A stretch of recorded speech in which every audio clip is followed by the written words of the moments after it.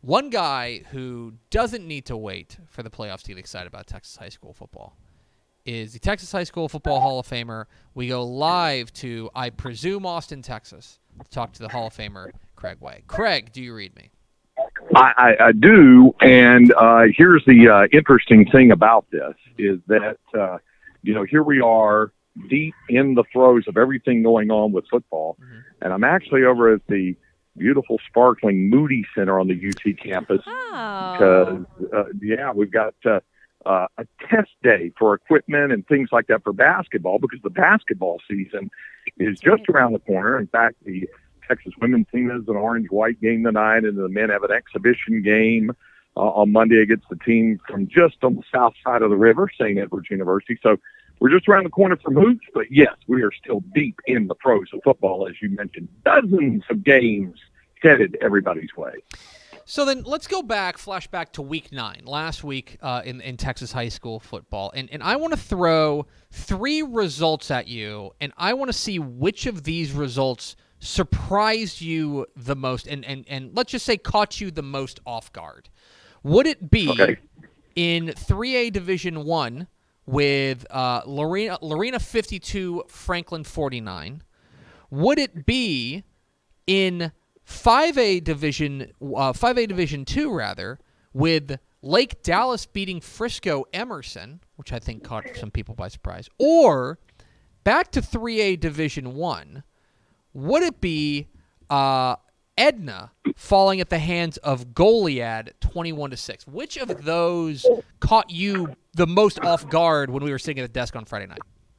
I think the natural reaction is to say the Lorena win over Franklin simply because it ended the state's longest winning streak. As you so astutely pointed out on Scoreboard Live, if not for that walk-off loss and the practically walk-off loss to Canadian in the state championship game 3 years ago, we'd be talking about a really long winning streak going on for Franklin. So maybe that, although I think Lorena's a tough customer, I think the Goliad win over Edna certainly raised eyebrows, no doubt about it. Frisco Emerson, we knew they were going to get their test against Argyle, and they did, and Argyle got to the big lead, and Emerson came back and made a game of it.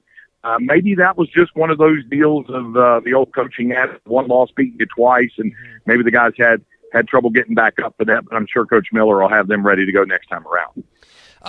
I do want to ask you, specifically, I want to focus on 3A Division 1 here for a moment, because you and I had this conversation on the desk on High School Scoreboard Live on Friday night on Bally Sports Southwest about how this, like Franklin's loss, essentially just caused all of us here at Dave Campbell's Texas Football to reshuffle and take the 3A Division 1 rankings and just rethink them from scratch. And I think sometimes that can be a valuable thing to do, is to just say, okay, take a step back, remove your priors, and rank these teams. All that's to say, we have Columbus now as the new number 1 team in 3A Division 1, and you and I were having a conversation on the air on Friday night about how I think there was an argument prior to Franklin's loss that Columbus could be the number 1 team in the state. And I think that just speaks to, in many respects, like that these things tend to sort themselves out in the rankings perspective, that the great teams are going to rise to the top regardless. And to me, 3A Division 1 is a perfect example of that. Oh, I agree. And I think what's more is, I think it further validates what we were talking about even when Columbus beat Hitchcock on back, that 3A Division 1 is going to be a grinder. Mm-hmm. Region 3 is going to be a grinder. Region 2 is going to be a grinder. I think 2 and 3 are where you're really talking about that power nexus, as you like to call it, there in 3A D1. And, it's not as cut and dry. I think last year, I know I was saying it, and I think you were as well, that the surest thing in Texas high school football, other than Carthage, by the way, we seem to, continue to use those words, other than Carthage, that other than Carthage, the surest thing was Franklin last year. Well, we can't say that now about 3A Division 1, not just because of the Lorena game, but because of the progress of the other programs that you talked about. Though we both had our eye on Columbus for a while. Hitchcock has proven to be a tough customer, and we're seeing some of the other stuff. You talked about Malakoff. I mean, this is going to be perhaps the most entertaining division to watch throughout the 6-week run toward the state championships. Talking with Craig Way, the Texas High School Hall of Famer, here on Texas Football Today. Get involved in the conversation, hashtag TF Today.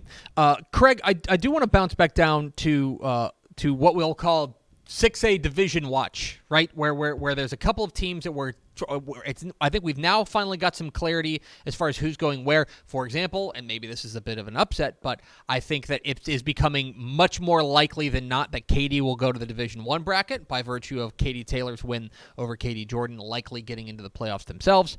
But I know that your pet project is tracking the the throes of District 25 6A, which always feels like, I swear, it feels like every time we feel like we figured out 25 6A, someone goes in there and just like throws a grenade into the middle of it and just makes it all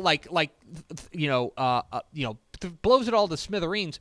Is this the craziest it's ever been? It seems to me it's been crazy in the past, but it seems like now, especially with Vandegrift, the state runner-up, hanging in the balance, it feels like it's never been wackier in 25 6A. And we have 2 Round Rock schools to thank for that, McNeil and Stony Point. And it's happened the last couple of weeks, especially last week with McNeil shutting out Round Rock. That was the real jaw dropper. I think Stony Point knocking off Vista Ridge 7-0. Vista Ridge has lost 2 games where they only gave up a touchdown, and it looks like the 7-6 loss to McNeil may wind up costing Vista Ridge a playoff spot. That's right, 1 point may be the difference between getting into the postseason and not. Now, with regard to Stony and McNeil, some of that gets solved this week because they play head-to-head. Mm-hmm. But things still are not settled. Westwood is playing Manor. Manor is, it has a lot of talent, but they've had some injuries and a difficult time. Westwood is the old thing. Can you trust them? Because they've looked really good on some weeks and other weeks not so much. Can you really trust them? We're going to find out Thursday night about that. And then Stony plays Manor in week 10. Meanwhile, Vista Ridge is staring, a tough finish squarely in the face. They've got to play Vandegrift this week, and then they have to play Round Rock. And so things could still be thrown out of order. What does it all mean? If you have any combination of these schools, 2 of these schools get into the playoffs, Westwood, Stony Point, Round Rock. If 2 of those 3 get in, then Vandegrift is assured of being in the D2. But we aren't assured of anything right now. So that's why it's the final 2 weeks of the regular season. Final question for Craig Way before we let him get back to the fun there at the Moody Center. And this is the meanest thing that we do to each other each week, but I'm actually going to simplify it, which I think might make it even meaner. To me, there's 2 games in this very big brand name week of Texas high school football in week 10. And there's 2 games that I think have a real argument for being the best game of the week. So Craig Way, do you find yourself more drawn to Duncanville and DeSoto, which is a matchup of defending 6A state champs and 1 versus 3, but has functionally no playoff implications? Or do you find yourself drawn to North Shore versus Atascocita, which is 2 versus 7, but will have legit playoff implications as far as Division I seeding? Which one do you find yourself gravitating toward? Yeah, for me, it's going to be North Shore Atascocita for the reasons you mentioned. There could be playoff implications with regard to how that shakes down there. That's where also, I don't know if it's correct to say North Shore looks a little more human over these past few weeks, especially their game with Summer Creek. They look a little more human. Atascocita looks like maybe they're ready for the challenge again. It's the devil you know. Mm-hmm. In the case of Duncanville, DeSoto, they're going to go different divisions. Not only that, DeSoto's really banged up. Probably not going to have Tiger riding on the field.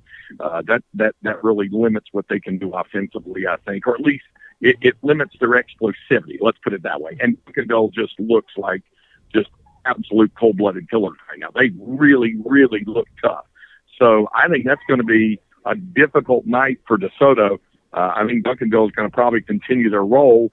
But the North Shore Atascocita thing could be quite an entertaining game. So that's probably where I would lean. He's Craig Way. He's a Texas High School Football Hall of Famer. You can hear him on The Craig Way Show, the eponymous show on AM 1300 The Zone in Austin today and every weekday, 2 to 4 p.m. And then see him on High School Scoreboard Live, Friday night on Bally Sports Southwest starting at 10:30. Craig, appreciate your time, my friend, and go enjoy the Moody Center. We'll do that. I'll say keep this in mind. You probably already mentioned it.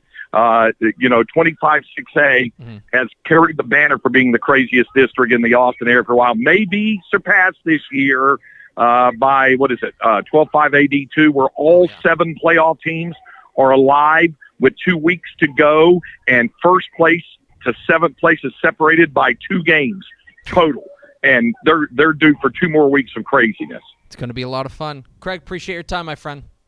You bet. There it goes. Craig Way, the Texas High School Football Hall of Famer, joins us every Tuesday here on Texas Football Today. Appreciate his time as he's taking time away from Texas women's basketball to come hang out with us. It's crazy that college basketball literally starts next week. The NBA starts tonight. I know. It's insane. Yeah. I was too consumed. I was not prepared for it. No, me neither. Prepared for it. Anyway, we appreciate Craig Way hopping on with us. Hey, thanks for watching this clip here on YouTube. If you like this kind of stuff and you want more of it, make sure you subscribe to our YouTube channel. And remember, you can watch us live every weekday at noon at TexasFootball.com, Facebook, Twitch, or here on YouTube. And if you want more of the best coverage of football in the state of Texas, check out TexasFootball.com and become a Dave Campbell's Texas Football Insider at TexasFootball.com/subscribe.